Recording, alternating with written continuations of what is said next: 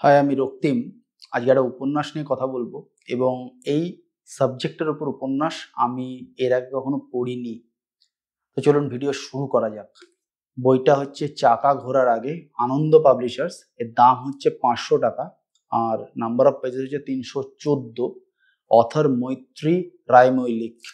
এবার এখানে লেখকের পরিচিতি রয়েছে বা লেখিকা পরিচিতি রয়েছে, এখানে ব্লার্ব রয়েছে, পিছনেও আবার ব্লার্ব রয়েছে। বইটাকে একটু খুলে দেখাই। বইটা এরকম দেখতে। আর সামনের দিক থেকে আনন্দ পাবলিশার্সের বইকে কি দেখাবো, তার কারণ হচ্ছে আনন্দ পাবলিশার্সের পেজ প্রিন্ট কোয়ালিটি নিয়ে বলার কিছু নেই, তাও একবার দেখিয়ে দিচ্ছি এরকম। এবারে সুদীর্ঘ উপন্যাস কিরকম লাগলো আমার, তার আগে বলি যে উপন্যাসের প্লট হচ্ছে ভারতবর্ষের যে শিল্প বিপ্লব হয়েছিল, সেই শিল্প বিপ্লবের সময়ে 1851 থেকে, অর্থাৎ সিপাহী বিদ্রোহের কিছুটা আগে থেকে, 1857 সিপাহী বিদ্রোহ থেকে 1911, এই 50-60 বছরের সময়কালের গল্প হচ্ছে এটা। ইংরেজরা যখন ডিসাইড করলেন আমাদের এখানে রেল লাইন বসাবেন, ঠিক সেই সময় থেকে এই গল্পের শুরু। তার কারণ হচ্ছে বিভিন্ন জায়গা থেকে মালপত্র পোর্ট এরিয়া নিয়ে আসার জন্য কলকাতা পোর্টে বা বম্বে পোর্টে তাদের রেল লাইন দরকার। এবার রেল লাইনের জন্য জিনিসপত্র আনতে গেলে রেল লাইন কি দিয়ে বানাতে, ইস্পাত দিয়ে, রেল চলবে কি দিয়ে, কয়লা দিয়ে। এই জিনিসগুলোকে ইংল্যান্ড থেকে নিয়ে আসতে গেলে র মেটেরিয়াল, ওদের খরচ অনেক বেশি হচ্ছিল। তো ওরা ডিসাইড করে এখান থেকে খনি খুঁজে বের করে, কোথায় র মেটেরিয়াল আছে খুঁজে বের করে এখান থেকে বানাবে। এবং এখান থেকে এক বিরাট কর্মযজ্ঞ শুরু হয় এবং সেই কর্মযজ্ঞের মধ্যে দিয়েই শুরু হয় ভারতবর্ষের জিওলজিক্যাল সার্ভে অফ ইন্ডিয়া, যেটা কিন্তু ইংরেজরা তৈরি করেছিল, যেটা এখন ভারত সরকারের আন্ডারে রয়েছে। লন্ডন জিওলজিক্যাল সোসাইটি থেকে কিছু ইঞ্জিনিয়ারকে নিয়ে এসে, ওল্ডফিল্ড, ম্যাকগিল, এরকম কিছু কিছু ইঞ্জিনিয়ারকে নিয়ে এসে তারা জিওলজিক্যাল সার্ভে অফ ইন্ডিয়া তৈরি করে। এবং সেই জিওলজিক্যাল সার্ভে অফ ইন্ডিয়ার প্রথম বাঙালি আধিকারিকের নাম প্রমথনাথ বোস, যিনি ইংল্যান্ডে গিয়ে পড়াশোনা করে geological survey of India join করে ভারতে আসেন এবং পরবর্তীতে তিনি কিছু প্রমোশনও পান। এটা এই জন্যই ইম্পর্টেন্ট কারণ সেই আমলে নেটিভদের প্রমোশন পাওয়া অতটা সহজ ছিল না। এই হচ্ছে মোটের ওপর গল্প। এবার পজিটিভ কি কি প্রথমে বলে দিই। এই গল্পের নেগেটিভ আমার চোখে খুব একটা কিছু পড়েনি, ঠিক আছে? এবার পজিটিভ কি কি। প্রথমত, এই সুদীর্ঘ উপন্যাসে এত ধরনের ঘটনা আনা হলেও ঘটনাগুলো এত সুন্দর সিঙ্ক্রোনাইজ হয়েছে, কখনো মনে হয়নি যে আউট অফ দ্য বক্স চলে গেছে বা ইনফো ডাম্পিং হয়েছে। ভারতবর্ষের শিল্পের ইতিহাসে আমরা জানি নুন থেকে শুরু করে সফটওয়্যার অব্দি যারা বিজনেস করে, সেই টাটা গ্রুপের বিরাট অবতারণা রয়েছে। টাটা গ্রুপ কিভাবে বিজনেস শুরু করলো এবং ভারতবর্ষে বিজনেস শুরু করতে গেলে কি জিনিস দরকার, ট্যালেন্ট নার্চার করা, তার জন্য একটা ইনস্টিটিউট তৈরি করা দরকার, এই সমস্ত কিছু এখানে ব্যাখ্যা করা রয়েছে।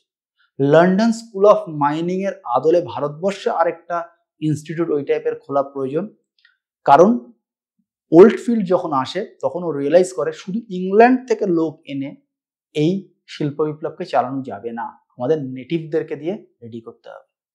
তার আগে কিছু কিছু সময় এই উদ্যোগ ফেল করেছিল। এই কারণে ফেল করেছিল, তারা পুরো ব্রিটিশ নির্ভর ছিল। ওল্ডফিল্ড বলে যে জিএসআইআর অফিসার, সে কিন্তু এই পুরো ব্যাপারটাকে চেঞ্জ করে দেয়। এবং প্রমথনাথ বসু, তিনি তার গ্রামের বাড়ি থেকে কলকাতা হয়ে ইংল্যান্ড গিয়ে আবার ভারতবর্ষে ফিরে এসে জিএসআইআর হয়ে কাজ করে, তার এই এন্টায়ার জার্নিটাকে খুব সুন্দর করে এখানে বর্ণনা করা রয়েছে এবং যেটার সঙ্গে ভারতের শিল্প মানচিত্রের একটা বিরাট যোগাযোগ রয়েছে। এছাড়া জামশেদজি টাটার কথা রয়েছে এবং সাকচি বলে একটা গ্রামকে আস্তে আস্তে জামশেদপুর বলে একটা শহরে কনভার্ট করার যে গল্প, সেটাও এখানে রয়েছে। সত্যি কথা বলতে, মানে কৃষি নির্ভর অর্থনীতি থেকে ভারতবর্ষ কি করে একটু হলেও শিল্প নির্ভর অর্থনীতির দিকে চলে গেল, এইটার একটা খুব সুন্দর লজিক্যাল বর্ণনা আপনারা এই বইটা থেকে পাবেন। বইটা পড়লে একাধারে আপনার একটা দেশাত্মবোধ জেগে উঠবে। দেশাত্মবোধ মানে সবসময় কিন্তু স্বাধীনতার গল্প বা কি বলবো, খেলার মাঠে অন্য একটা দেশকে হারানোর গল্প, এরকমটা নাও হতে পারে, ওগুলো ইম্পর্টেন্ট, কিন্তু এই যে ব্যাপার, আমি আস্তে আস্তে স্বনির্ভর হচ্ছি।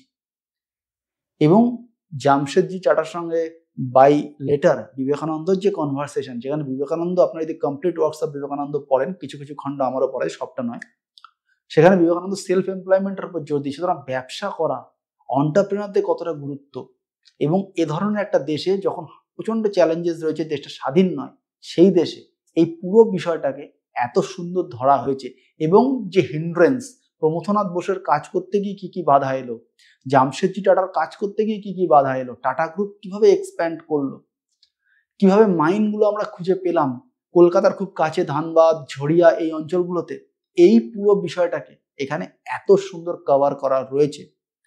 সত্যি বলতে এই ধরনের লেখা আমি এর আগে পড়িনি, আর আছে কিনা জানি না, হয়তো এই লেখিকার আর একটা দুটো আছে, মানচিত্রের নাম নেই এরকম টাইপের দু একটা বই আছে, কিন্তু এছাড়া খুব একটা এই টাইপের শিল্প বিপ্লব নিয়ে, ভারতবর্ষের শিল্পায়ন নিয়ে কোনো লেখা আছে বলে আমার অন্তত জানা নেই। আপনাদের জানা থাকলে আপনারা আমায় কমেন্টে জানাতে পারেন।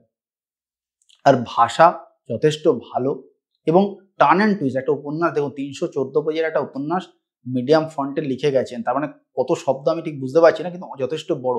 এই জিনিসটা টানা টেনে যাওয়া এবং এই গল্পটায় পাঠককে বোর না করা, এটার জন্য দরকার হচ্ছে বিভিন্ন সময় টার্ন অ্যান্ড টুইস্ট নিয়ে আসা। এই জিনিসটা এত সুন্দর হ্যান্ডেল করা রয়েছে যে এই লেখাটা সত্যি এক ঘর এগিয়ে গেছে, একটা স্টেপ এনহ্যান্সড হয়েছে, এটা নিঃসন্দেহে। মানে খুব ভালো লেগেছে আমার এই উপন্যাস। এখন যখন আমি ভিডিওটা আপলোড করছি একটা পূজাবার্ষিকীর সিজন চলছে, হয়তো আপনারা পূজাবার্ষিকীর মধ্যেই রয়েছেন, আমি নিজেও রয়েছি, কিন্তু আপনাদের বলবো যদি আপনাদের এই ধরনের বিষয় পছন্দ থাকে, পূজাবার্ষিকীর সিজনটা যখন ওভার হয়ে যাবে আপনারা you can try for this. আর একটা কথা বলি, আমি একটা ফেসবুক গ্রুপ খুলেছি, আমি না আমরা কয়েকজন মিলে, আমি রয়েছি, আয়ুষ্মান রয়েছে, সুস্মিতা রয়েছে, পুরোনো বই রিসাইকেল করার জন্য।